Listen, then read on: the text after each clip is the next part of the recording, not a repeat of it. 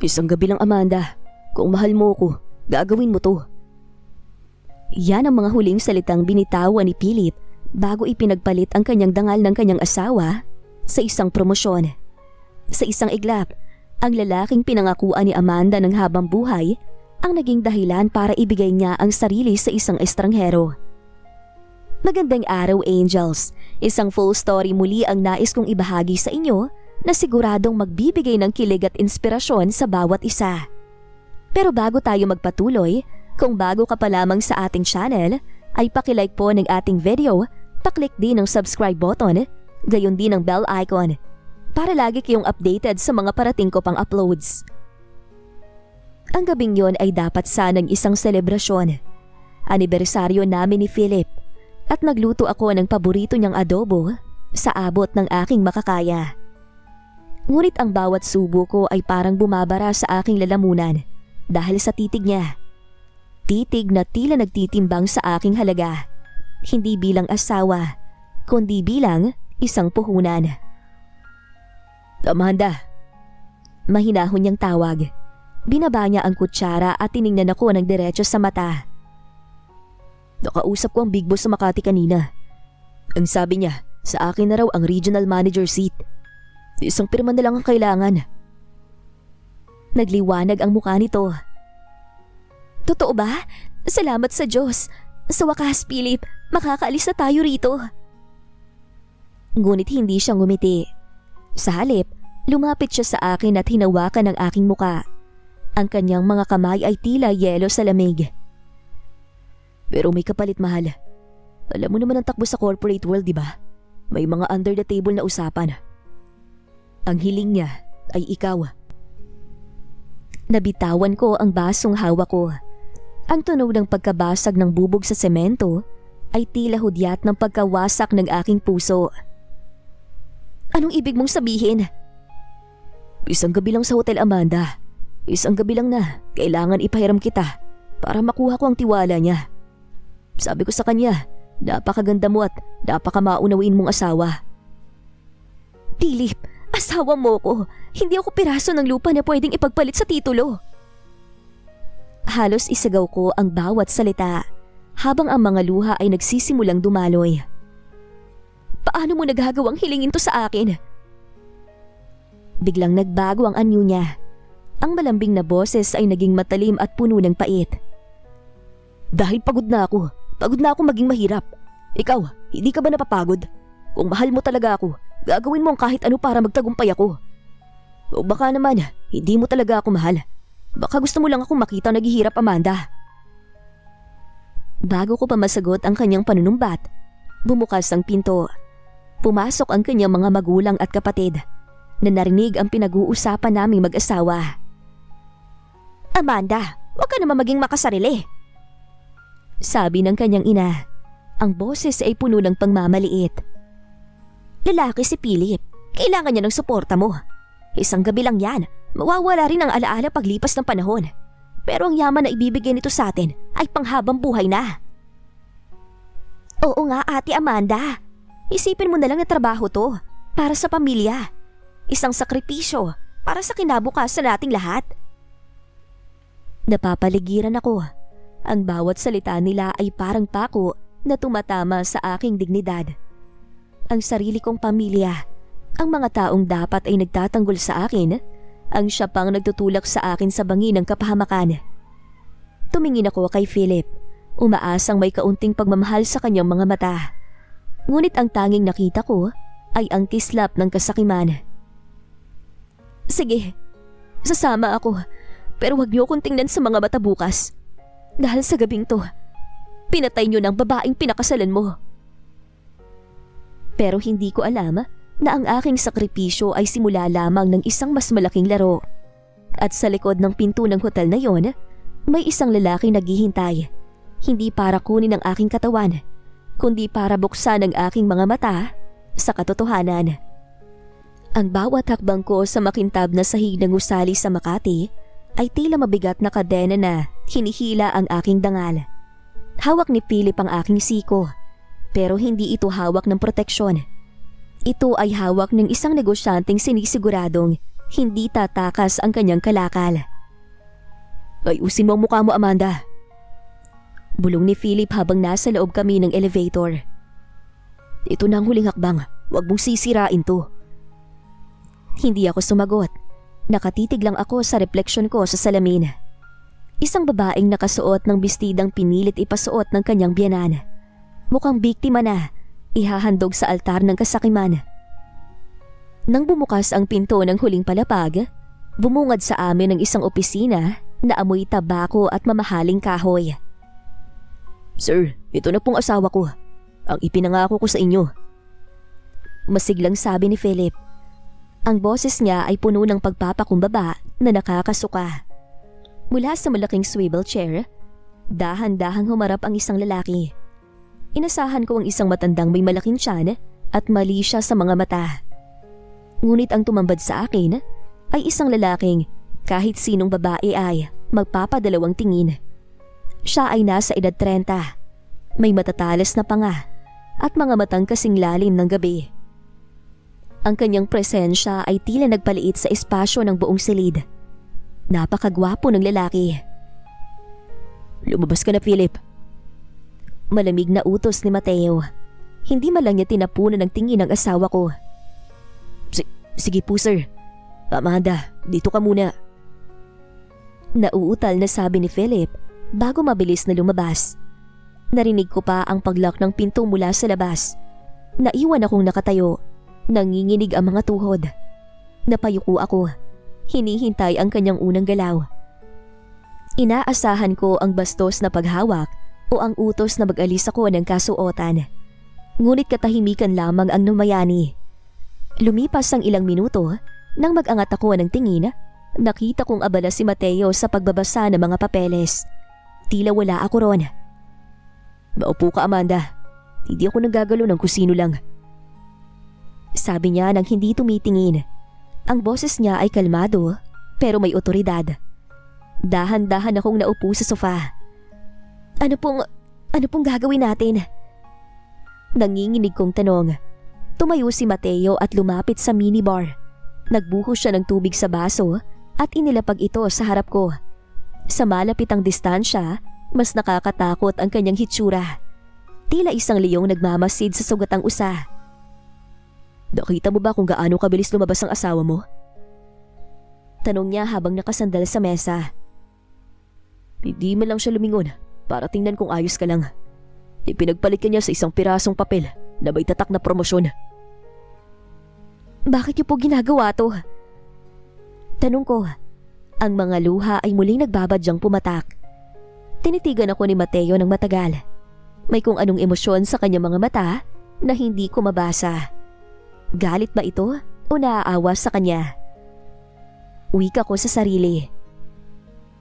Dahil gusto ko makita mo kung anong klaseng tao ang pinaglilingkuran mo sa loob ng bahay ninyo. Amanda, ang gabi na to ay hindi para sa akin. Ito ay para sa iyo. Inilabas niya ang isang calling card at inilapag sa tapat ko. Umuwi ka na. Sabihin mo sa kanyang nakuha ko ang gusto ko. Hayaan mong isipin niyang traidor ka. Dahil doon, lalabas ang tunay niyang kulay. Kapag naramdaman mong hindi mo na kayang walang pusong babalikan mo, tawagan mo ako. Hindi ko maintindihan.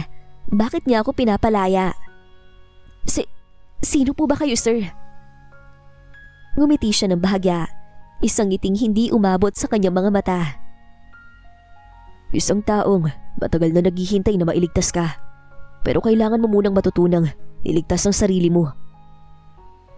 Seryosong saad ni Mateo. Lumabas ako ng gusali ni Mateo na tila isang anino. Malamig, tuliro at sugatan ng puso. Sa loob ng sasakyan pa uwi, hindi ko magawang tingnan si Philip. Ang card ni Mateo sa loob ng aking bulsa ay tila nagbabaga.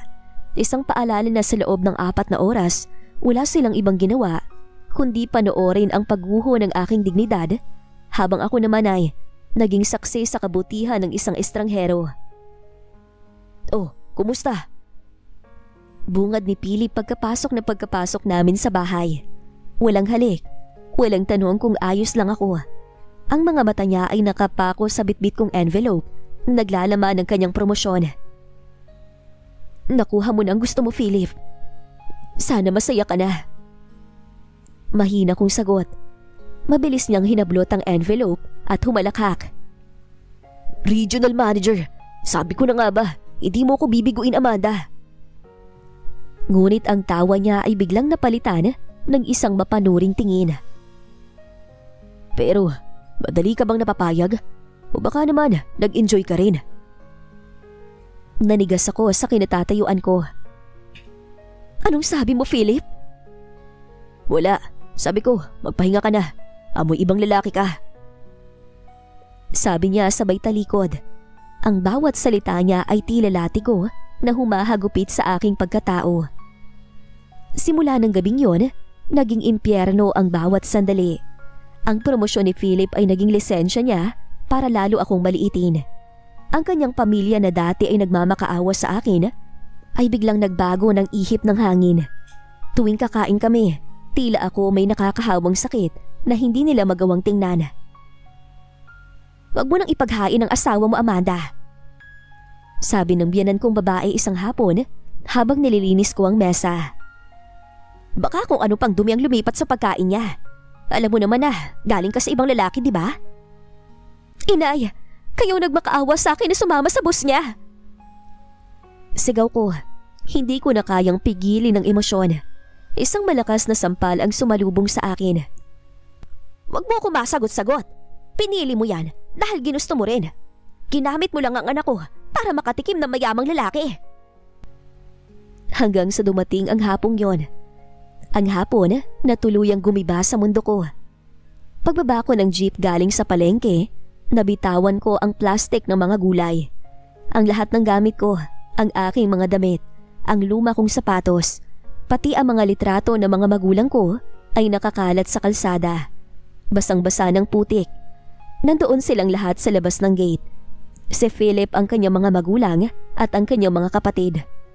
Sa tabi ni Philip ay may isang babaeng nakasuot ng mahaling damit.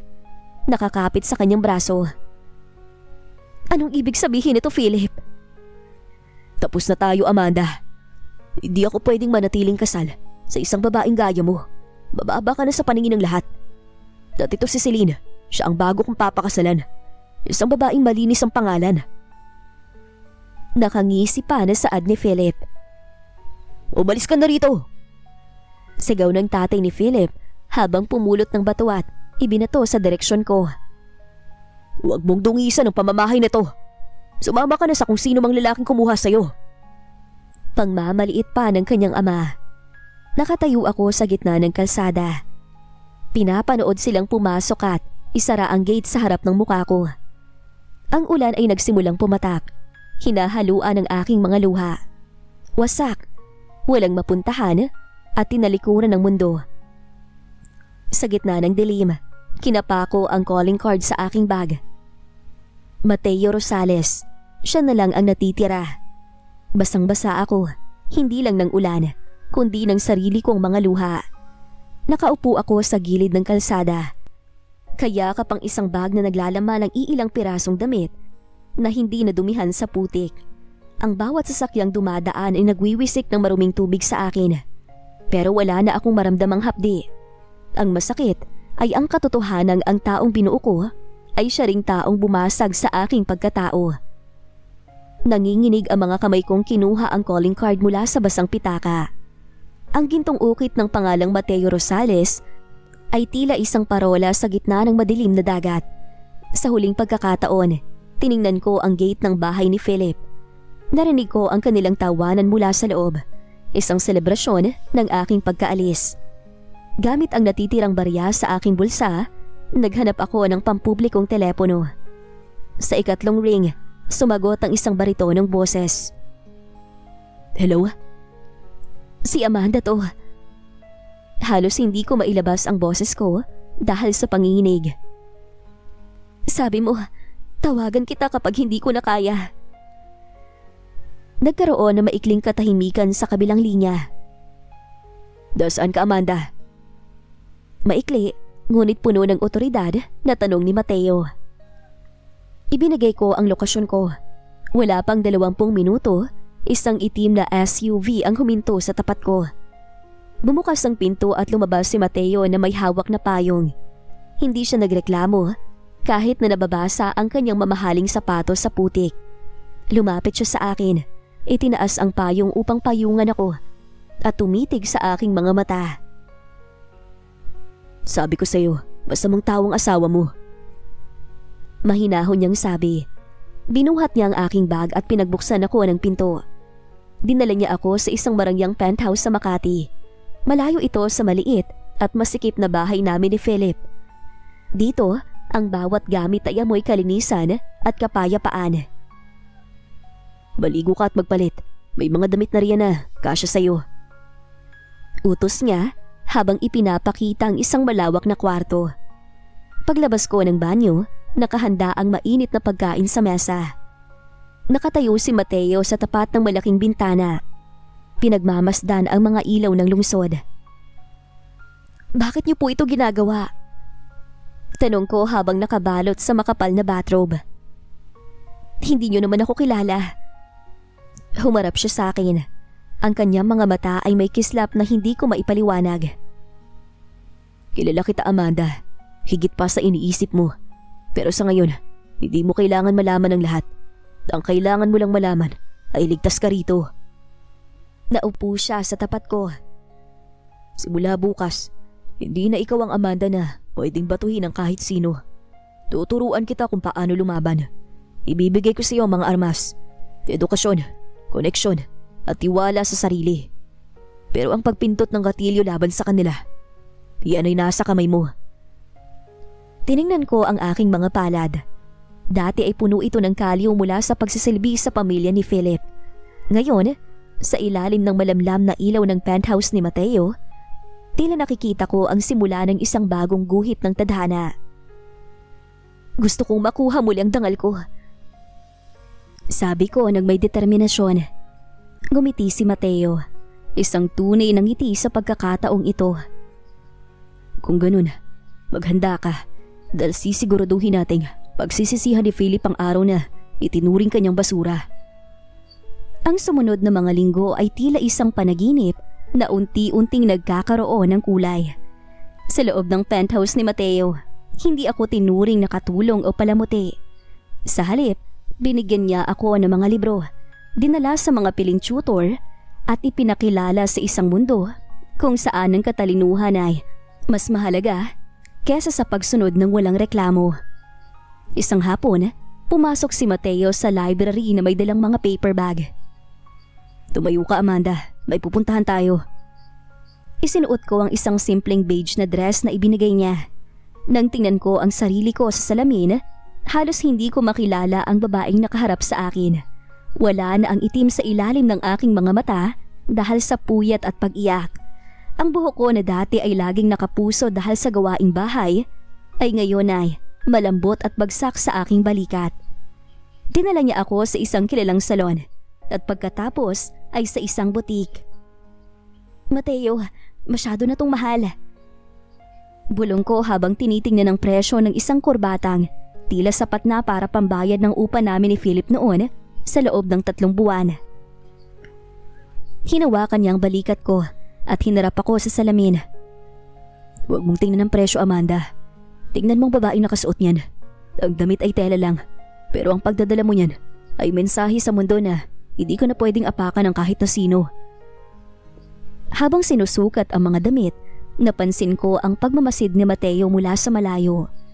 Hindi yon titig na pagnanasa na nakasanayan ko sa ibang lalaki. Yun ay titig ng isang arkitekto na pinagmamasdan ang kanyang pinakamagandang likha. Nang gabi ring iyon, habang nagkakape kami sa veranda, naglakas loob akong magtanong. Bakit ako, Mateo? Maraming mas maganda, mas matalino. Bakit mo ko tinutulungan ng ganito? Inilapag ng binata ang kanyang tasa at tumingin sa malayo, sa mga nagkikislapang ilaw ng Makati. Noong kolehiyo ako, may isang babaeng laging nasa library. Simple lang siya, laging may dalang baon dahil tinitipid ang allowance. Pero kapag humingiti siya, parang tumitigil ang paligid ko. Hindi niya ako kilala dahil isa lang akong nerd na anak ng may-ari ng eskwelahan na ayaw magpakilala. Nanlaki ang mga mata ko. Ako bang tinutukoy mo? Lumingon siya sa akin, may bahagyang pait at tamis sa kanyang ngiti. Oo, Amanda, pero pinili mo si Philip. Pinanood ko kung paano mo ibinigay ang lahat sa kanya hanggang sa maubos ka. Nang mag-apply siya sa kumpanya ko at ipinakita ang litrato mo bilang regalo, doon ko napatunayan na kailangan na kitang bawiin sa kanya dahil ang gayo mo hindi nababagay sa lalaking puro ambisyon lamang ang nasa isip. Tumibok ng mabilis ang puso ko.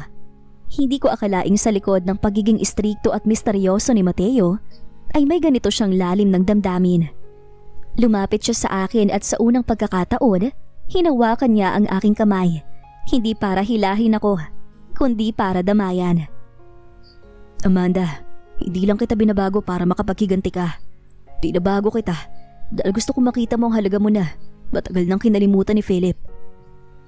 Sa sandaling yon, ang distansya sa pagitan namin ay tila naglaho. Hindi na lang siya ang aking tagapagligtas.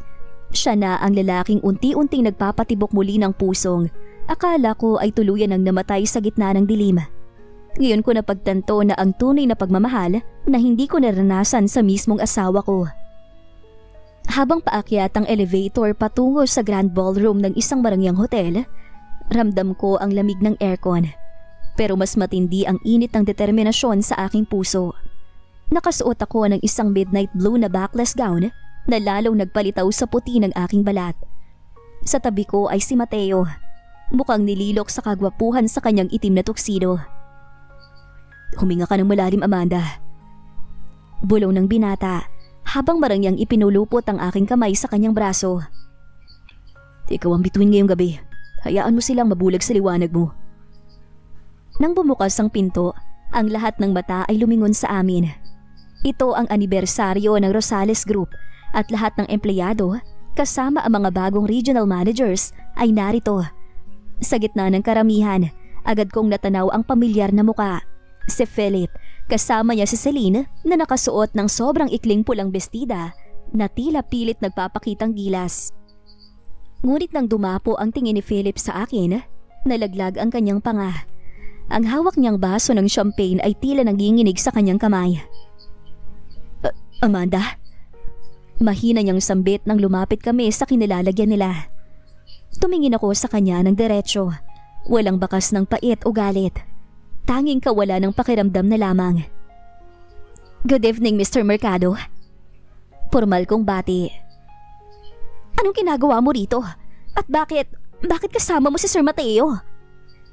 Singit ni Celine na halatang nababahalang masapawa ng aking presensya. Hindi sila sinagot ni Mateo. Sa halip, lumingon siya sa akin na may malambing na tinig. Amanda is my executive consultant and special guest.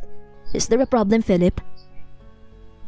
Sir, asawa ko po siya.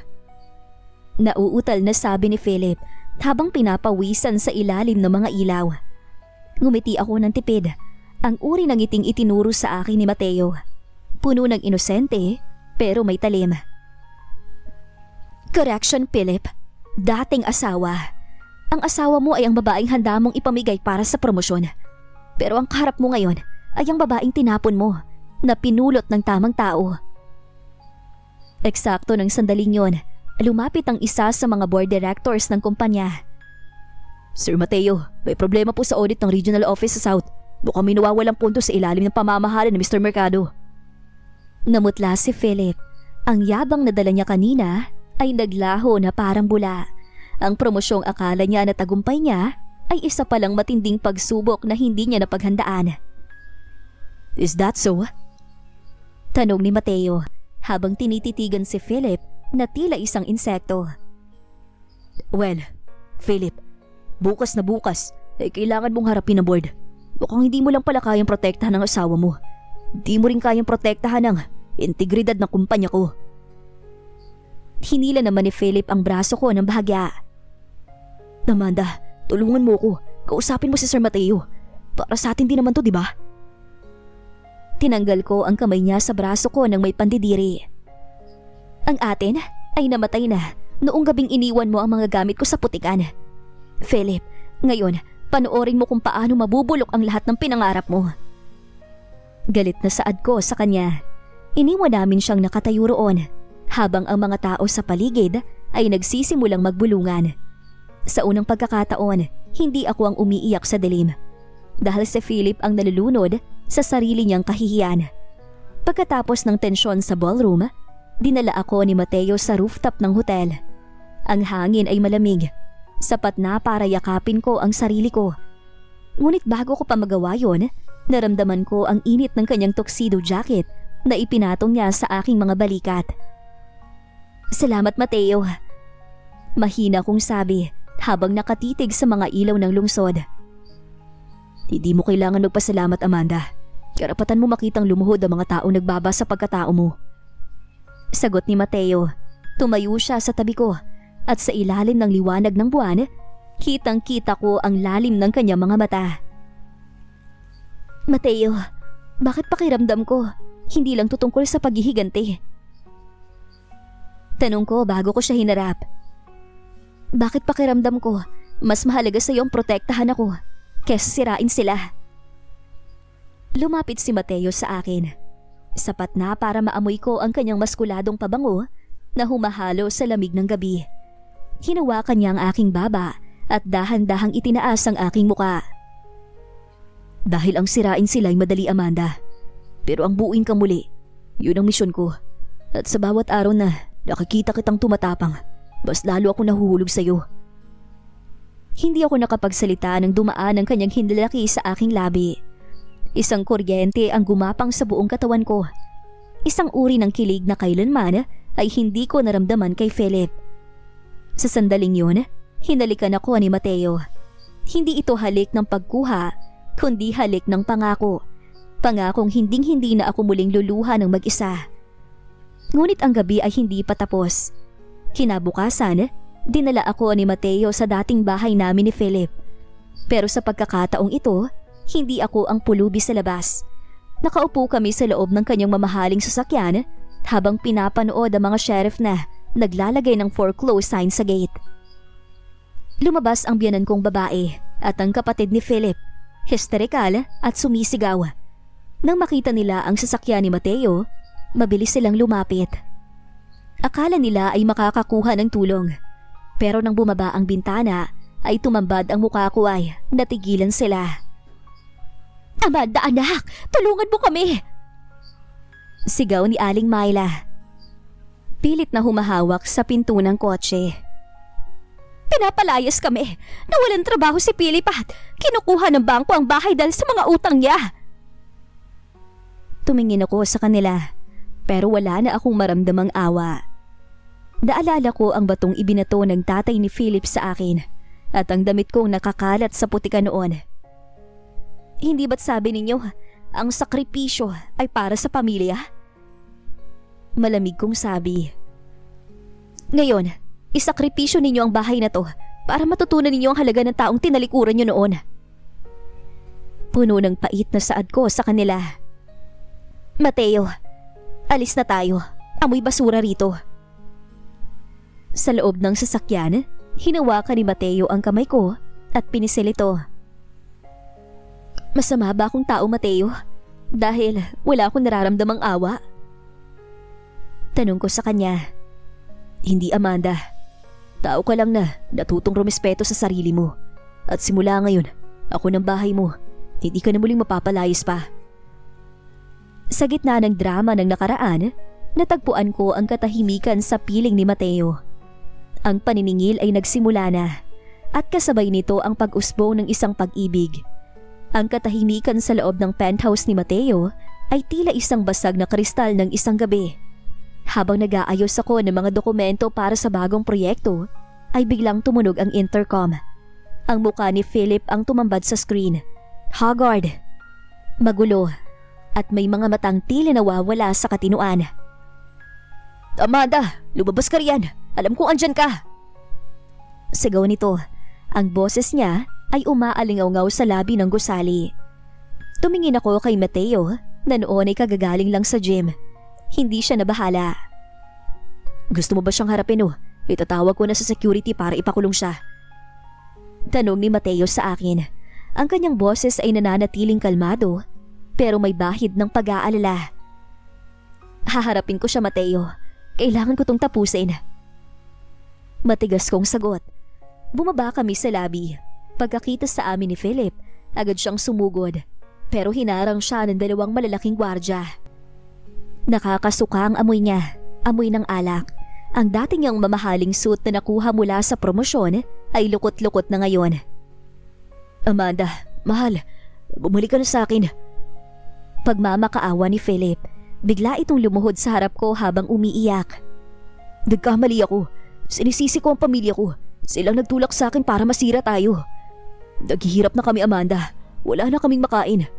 Si Celine, iniwan ako na nawalan ako ng pera. Mahal kita, Amanda. Please, bumalik ka na. Pagmamakaawa ni Philip.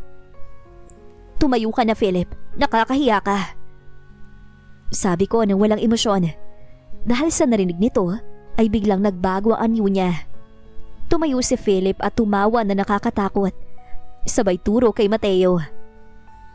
Ikaw, ninakaw mong asawa ko. Inakit mo siya para sirain ang buhay ko. Akala niyo ba, matatapos to ng ganito lang? Mabilis na kumuha si Philip ng isang bagay sa kanyang likuran. Isang matulis na bagay. Sa bilis ng pangyayari, sumugod siya kay Mateo. Kung hindi ka mapupunta sa akin, Amanda, walang makikinabang sa'yo. Sisirain ko ang lalaking sumira sa atin.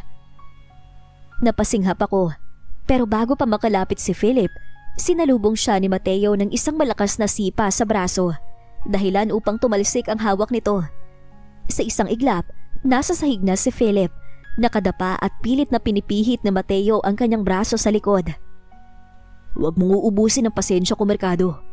Ang pagbibigay mo sa asawa mo noon ay sapat na para burahin kita sa mundong to. Pero mas gusto kong makita kang nabubulok sa likod ng rehas. Dumating ang mga pulis na tinawagan na pala ni Mateo bago pa kami bumaba. Habang kinakaladkad si Philip palabas, lumingon siya sa akin, puno ng puot. Bababa ka pa rin, Amanda. Kahit anong gawin mo, dinungisan ka na ng boss ko. Naramdaman ko ang panginginig ng aking mga kamay. Hindi dahil sa takot, kundi dahil sa galit. Pero bago pa ako makasagot, naramdaman ko ang mga kamay ni Mateo na binalot ang aking muka. Iniharap niya ako sa kanya. Pilit na pinatititig sa kanya mga mata. Huwag ka makikinig sa kanya, Amanda. Wala siyang kapangyarihan sa'yo. Ang tanging dumirito ay ang puso niya.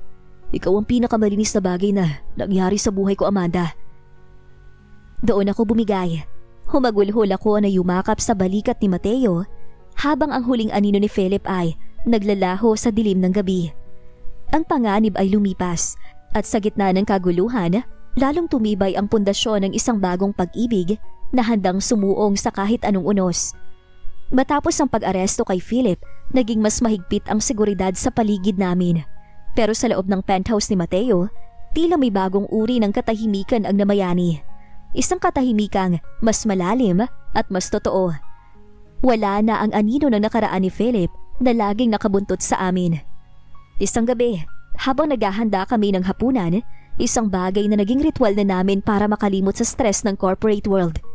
Napansin ko ang isang lumang litrato na nakasingit sa isang makapal na libro sa library ni Mateo. Kinuha ko ito at nakitang isang batang Mateo na may kasamang isang babaeng kamukhang kamukha ko. Sino siya? Mahina kong tanong nang maramdaman kong pumasok si Mateo sa silid. Natigilan si Mateo. Inilapag niya ang baso ng alak sa mesa at lumapit sa akin. Kinuha niya ang litrato at pinagmasdan ito ng may halong lungkot at pangungulila. Siyang nanay ko, Amanda. Napakaganda niya, sabi ko. At Mateo, hindi ko gustong makialam. Pero bakit parang may pagkakahawig kami? Huminga si Mateo ng malalim at naupo sa sofa. Hinila niya ako para tumabi sa kanya. Dahil sa kanya, kaya kita napansin noon pa sa kolehiyo, Amanda. Hindi lang dahil sa ganda mo, kundi dahil sa pareho kayo may mga mata na tila pa sa ng mundo pero tumatangging sumuko. Dito na nagsimulang magkwento si Mateo, isang revelasyon na hindi ko inaasahan. Ang makapangyarihang si Mateo Rosales ay produkto rin pala ng isang masakit na nakaraan. Ang kanyang ina ay biktima rin ng isang lalaking sakim, ang kanyang sariling ama. Ipinagpalit ng tatay ko ang nanay ko sa isang merger ng kumpanya. Noong bata pa ako. Pinilit ni Papa na makipagrelasyon si Mama sa isang business partner para lang maisalbang Rosales Group. Hindi kinaya ng aking inang dumiyat, pait. Kaya kinuha niya ang sarili niyang buhay noong 10 taon lang ako. Napatakip ako ng bibig. Ang luhang kanina pa nagbabadyang pumatak ay tuluyan ng umagos. Kaya pala ganoon na lamang ang galit ni Mateo kay Philip. Kaya pala ganoon na lamang ang pagnanais niyang iligtas ako. Nang makita ko ang ginawa sa iyo ni Philip, parang nakikita ko ang nanay ko. Pagpapatuloy ni Mateo, ang boses niya ay nanginginig sa unang pagkakataon. Sabi ko sa sarili ko, hindi ko hahayaang maulit ang kasaysayan.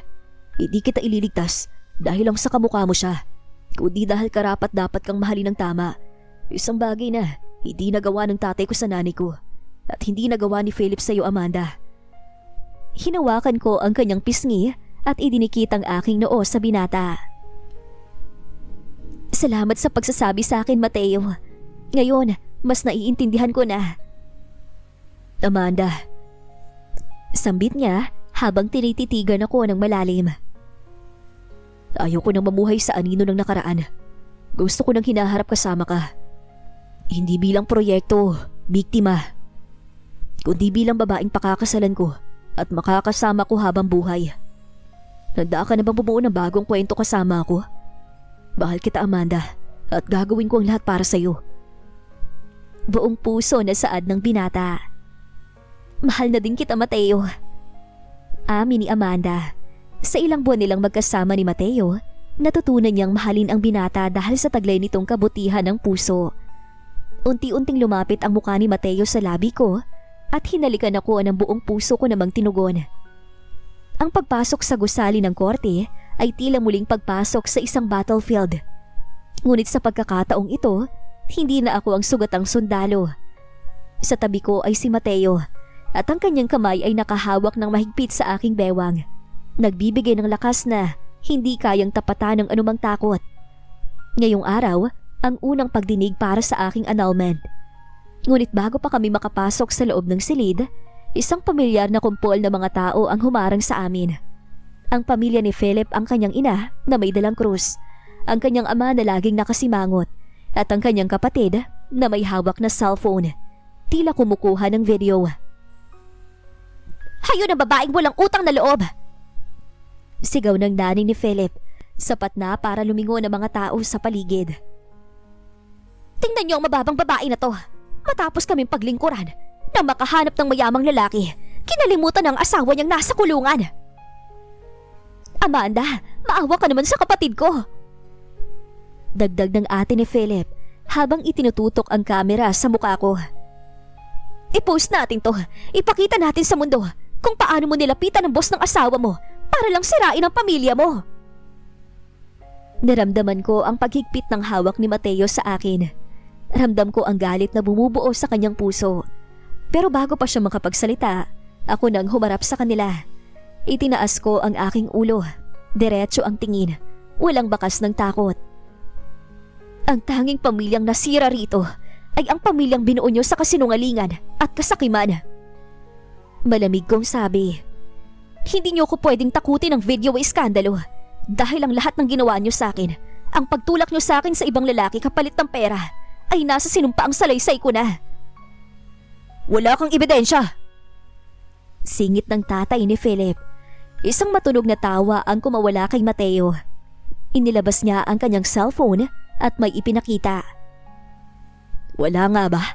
Noong gabing dinala ni Philip si Amanda sa opisina ko, lahat ng pag-uusap nila sa loob ng kwarto ay nakuha ng hidden camera at audio recorder. At bago yun, ang usapan niyo sa bahay niyo tungkol sa sakripisyo ni Amanda, na-record din ako galing sa mga kapitbahay niyo na sawang-sawa na sa ingay niyo.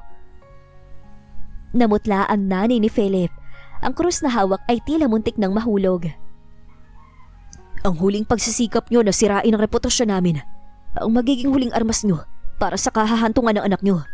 Alam niyo, imbis na magpakumbaba kayo at humingi ng tawad kay Amanda dahil sa pangmamaliit niyo sa kanya at sa lahat ng sakit na ibinigay ninyo, ay kayo pang may ganang magmataas.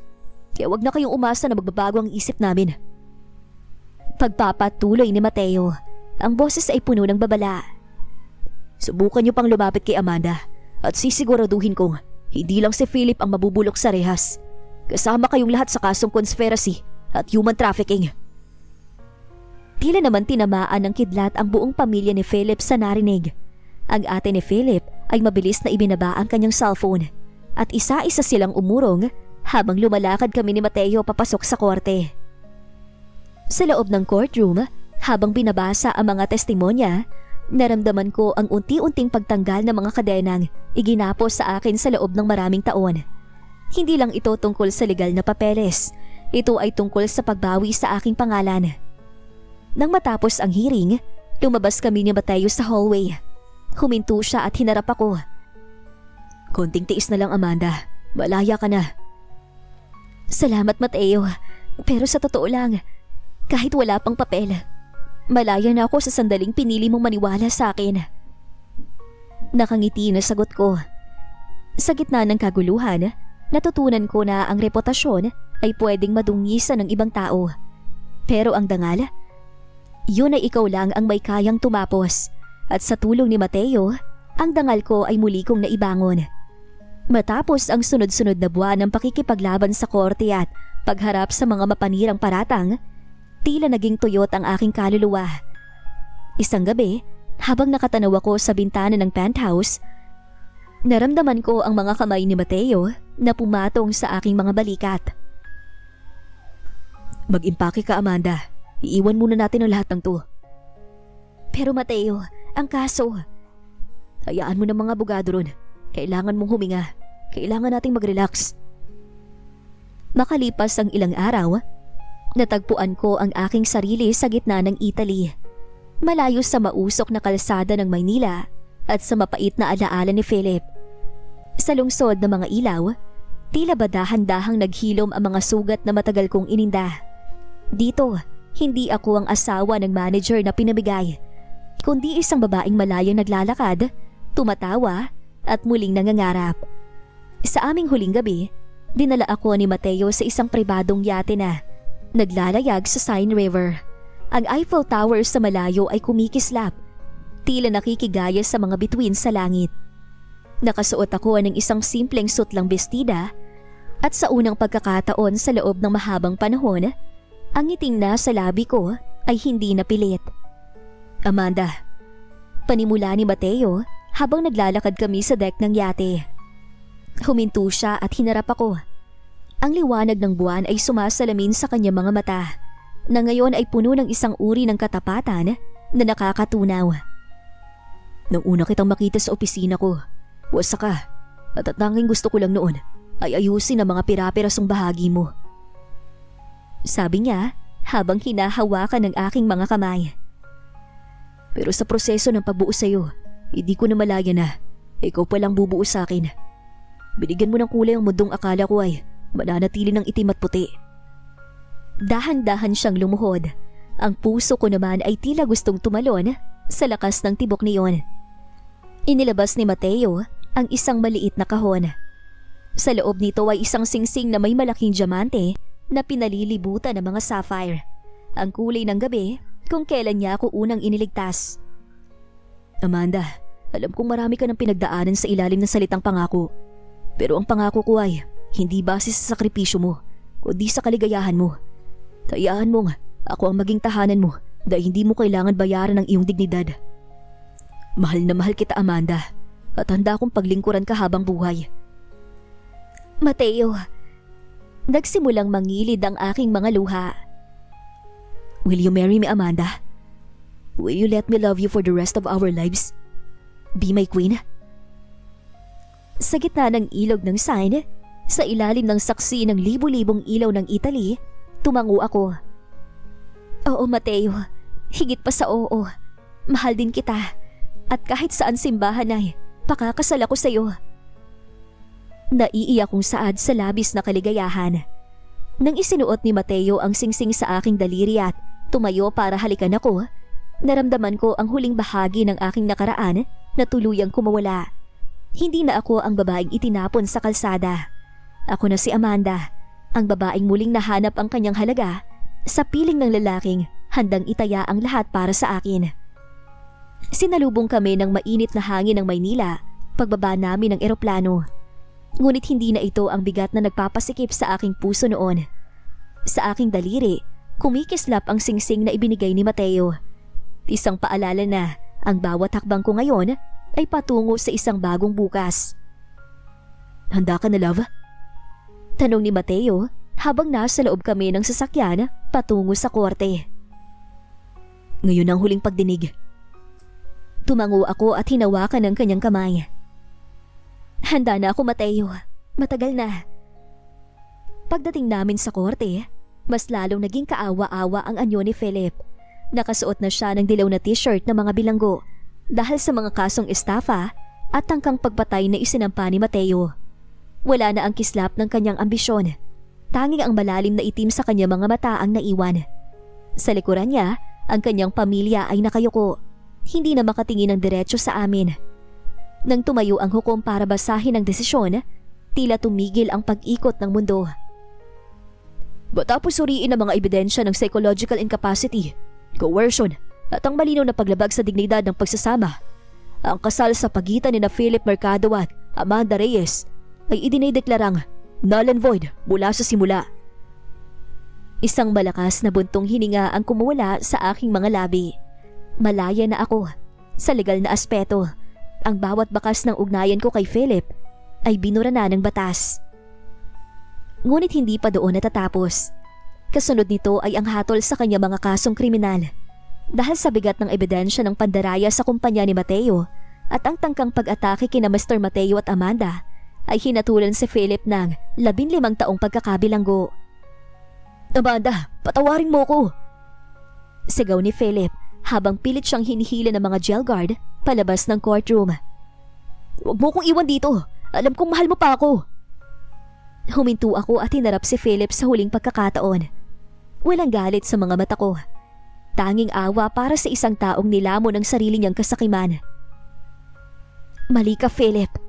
Ang minahal ko ay ang lalaking ibang-iba na sa Philip na nakilala ko noon. Ang lalaking puno ng pangarap para sa ating dalawa at sa bubuuin nating pamilya. Pero ang lalaking yon ay hindi na kailanman nag-exist dahil ang nasa harap ko ngayon ay isang lalaking nilamon ng ambisyon na sumira ngayon sa iyo. Lumingon ako kay Mateo na naghihintay sa pintuan. Ang lalaking mahal ko ay ang lalaking nagligtas sa akin noong ang sarili kong asawa ang nagbenta sa akin. Lumapit ang ina ni Philip sa akin, umiiyak at sinusubukang humawak sa laylayan ng aking damit. Amanda, ang bahay namin, wala na kaming matutuluyan.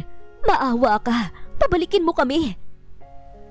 Tumingin ako sa kanya ng may pinalidad. Binigyan ko kayo ng lahat noon. Pagkalinga, respeto, at pati ang sarili kong dangal. Pero tinapon yung lahat ng yun para sa pera.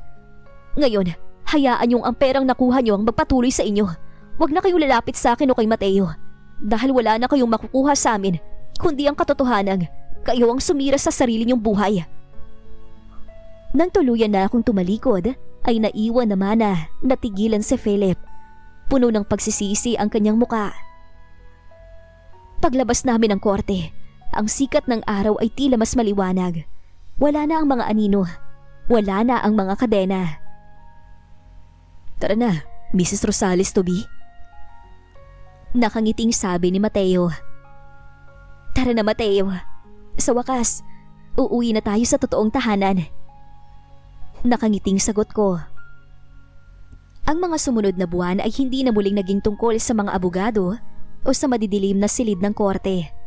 Sa halip, ang buhay ko ay napuno ng mga disenyo ng lace, amoy ng mga sariwang bulaklak at ang masayang pagpaplano para sa nalalapit naming kasal ni Mateo. Ito ang gusto ko para sa iyo, Amanda. Sabi ni Doña Elena, ang lola ni Mateo, habang ipinapakita sa akin ang isang heirloom na tila binubuo ng mga pinuat, nagniningning na perlas. Isang koroda para sa babae nagturo sa apo ko kung paano muling magmahal. Sa piling ng pamilya ni Mateo, natagpuan ko ang kalingang kailanman ay hindi ko naramdaman sa pamilya ni Philip. Tinanggal nila ako hindi dahil sa kung ano ang maaari kong ibigay, kundi dahil sa kung sino ako. Walang nanunumbat, walang nagbibilang ng utang na loob. Sa kanilang mga mata, ako ay isang mahalagang bahagi na ng kanilang tahanan. Isang hapon, habang sinusukat ko ang aking wedding gown sa harap ng isang malaking salamin, hindi ko napigilang mapaluha. Hindi ito luha ng pait, kundi luha ng kaligayahan. Ang babaeng nasa harap ko ay malayo na sa babaeng basang-basa sa ulan noong gabing itapon sa kalsada. Ang aking mga balikat ay hindi na nakukuba sa bigat ng kahihiyan. Nakatayo na ako ng may dangal. "Bakit ka umiiyak, love?" Tanong ni Mateo na biglang sumulpot sa pinto. Agad siyang lumapit at niyakap ako mula sa likod. "Hindi ko lang akalain na darating ang araw na ito, Mateo." Bulong ko habang nakasandal sa kanyang balikat. Akala ko noon, ang tadhana ko ay maging biktima na lang habang buhay. Pero, tingnan mo to ngayon. Hinalikan niya ang aking balikat. "Sabi ko naman sa iyo, ang dilim ay pansamantala lang. Ang mahalaga ay kung sino ang kasama mong maglakad patungo sa liwanag. At hinding-hindi ko bibitawan ang kamay mo, Amanda." Nakangiting saad ni Mateo. Naging abala kami sa pagpili ng bawat detalye sa aming kasal. Isang gabi, habang nagsusulat kami ng aming mga vows, tinanong ako ni Mateo kung may balita pa ba ako sa mga merkado. "Narinig ko na, tuluyan na na-evict ang pamilya ni Philip. Nakatira na lang daw sila sa isang maliit na kwarto sa labas ng Maynila." "Pero Mateo, hindi na sila bahagi ng mundo ko. Ang mundo ko ay nandito na, kasama mo."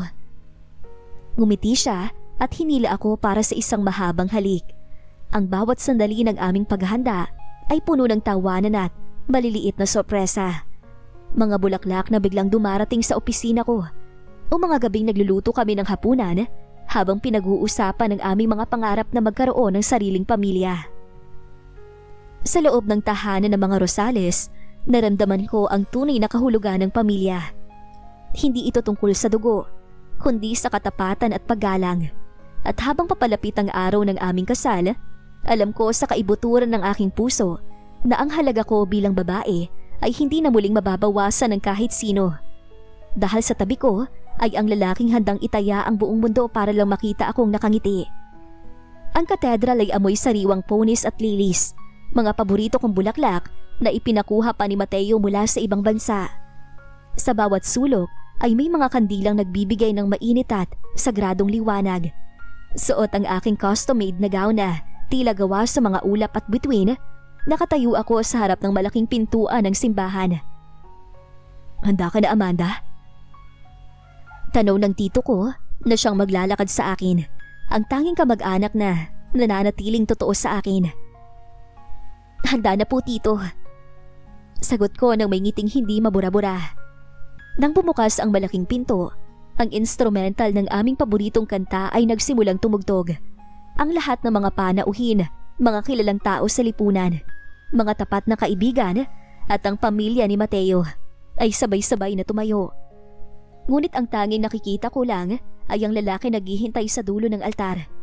Si Mateo, ang kanyang mga mata ay nagniningning at nakita ko ang pagpunas niya sa gilid ng kanyang mata. Ang makapangyarihang Mateo Rosales ay naiiyak sa harap ko. Habang naglalakad ako sa aisle, hindi ko napigilang mapatingin sa labas ng gate ng katedral na bahagyang kita mula sa aking kinatatayuan. Sa malayong kanto, sa labas ng mga bakal na rehas, may 3 aninong pamilyar. Nandoon ang nanay, tatay at ate ni Philip. Nakasuot sila ng mga lumang damit, mukhang pagod at lugmok. Pinapanood nila ang engradeng selebrasyon mula sa malayo. Isang mundong hindi na nila kailanman mapapasok. Nakita kong pilit silang pinapaalis ng mga gwardya dahil sa kanilang panggugulo kanina. Wala silang magawa kundi ang tumingin ng may panghihinayang at pait. Yun na ang huling sulyap ko sa kanila. Wala nang galit, wala nang takot. Sila ay naging maliliit na tuldok na lamang sa aking malawak na hinaharap. Nang makarating ako sa harap ni Mateo, kinuha niya ang aking kamay at hinalikan ito sa harap ng lahat. Sa harap ng Diyos at ng mga tao. Panimula ni Mateo sa kanyang vows, ang boses ay nanginginig sa emosyon. Ipinangako kong ako ang magiging pader mo kapag mahina ka, ang liwanag mo sa dilim, at ang lalaking hinding-hindi hihingi ng kahit anong sakripisyo. na ikakababa ng iyong dangal, Amanda. Ikaw ang pinakadakilang tagumpay. Nang ako nang magsasalita, tumingin ako sa kanya ng diretsyo. Mateo, akala ko dati ay tapos na ang buhay ko sa gitna ng ulan. Pero tinuruan mo kung hindi sapat ang mabuhay lang. Dapat ay mabuhay ng may respeto at pag-ibig. Ipinapangako kong ibibigay ko sa iyo ang bawat bukas ko. Dahil ikaw ang nagturo sa akin kung paano muling maging buo. Buong puso na saad ko. I now pronounce you husband and wife. Deklara ng pari. Sa gitna ng malakas na palakpakan at hiyawan ng saya, hinalikan ako ni Mateo. Sa halik na yon, tila ba tuluyan ang naglaho ang lahat ng sakit. Ang pamilya ni Philip, ang selda ni Philip, at ang lahat ng pait ng kahapon ay nabuo na sa limot. Paglabas namin ng simbahan, sinalubong kami ng mga bulaklak at makukulay na konfeti. Sumakay kami sa isang vintage na sasakyan. At habang lumalayo kami sa katedral, naramdaman ko ang tunay na kaligayahan. 4 na taon ang mabilis na lumipas. Ang sikat ng araw sa hardin ng aming tahanan ay hindi na kasing bangis ng sikat ng araw noong gabing itinapon ako sa kalsada. Ngayon, ang bawat sinag nito ay tila yakap ng kaligayahan. Mama, tingnan mo ang guhit ko! Isang masiglang batang lalaki na may mga matang kasing talino ng kay Mateo ang tumatakbo patungo sa akin. Si Lance, siya ang aming panganay, ang simbolo ng aming pagmamahalang mag-asawa. Binuhat ko siya at hinalikan sa pisngi. Sa tuwing tinitingnan ko si Lance, naaalala ko na ang pag-ibig ay hindi dapat naninira, kundi bumubuo ng isang buhay na puno ng pag-asa. Napakaganda anak, parang ang daddy mo nag-drawing. Nakangiti kong sabi. Mas magaling siya sa akin, Amanda. Sabi ng isang pamilyar na boses mula sa likuran ko.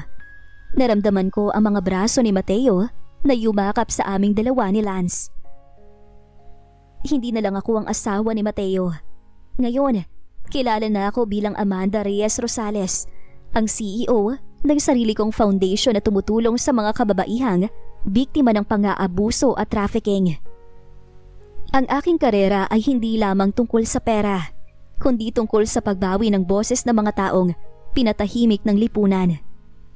Minsan, nababalitaan ko pa rin ang nangyari sa nakaraan. Si Philip ay nananatili pa rin sa loob ng selda. Naging anino na lamang ng kanyang dating ambisyon. Ang kanyang pamilya ay tuluyan ng nalubog sa limot. Nabubuhay sa pait ng kanilang mga maling desisyon.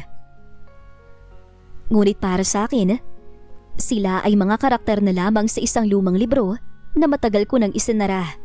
Napatawad ko na sila sa mga nagawa nilang kasalanan sa akin. Nag-email ng board, love.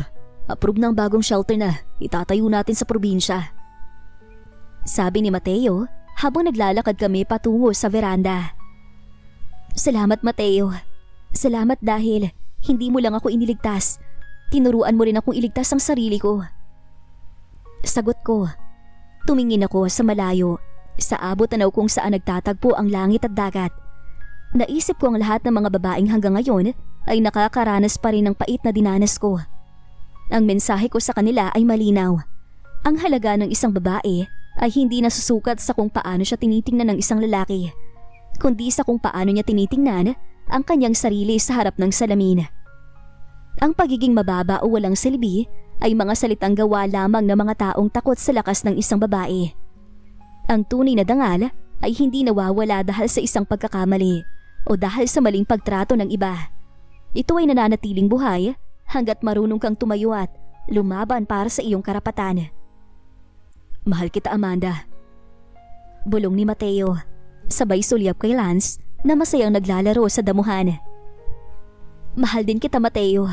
Higit pa sa sapat. Sa hapon na yun, habang ang hangin ay humahaplo sa aming mga muka, alam ko na sa wakas ay tapos na ang bagyo. Ang kwento ko ay hindi na isang trahedya ng pagkakanulo, kundi isang epiko ng pagbangon. At sa bawat bukas na darating, baon ko ang katotohanan, ako ay sapat, ako ay mahalaga, at ako ay malaya, lalo na at kasama ko ang aking mapagmahal na asawa at napaka-cute naming anak. At dito na po nagtatapos ang kwento ni na Amanda at Mateo. Sana ay muli ninyo akong samahan sa mga full story na nais kong ibahagi sa inyo. Kung nais niyo po ng ganitong story, mag-iwan lang po ng comments sa baba at kwento niyo naman sa akin kung mga taga saan po kayo. Para naman alam ko kung saan nakakarating ang ating mga stories. God bless po sa lahat!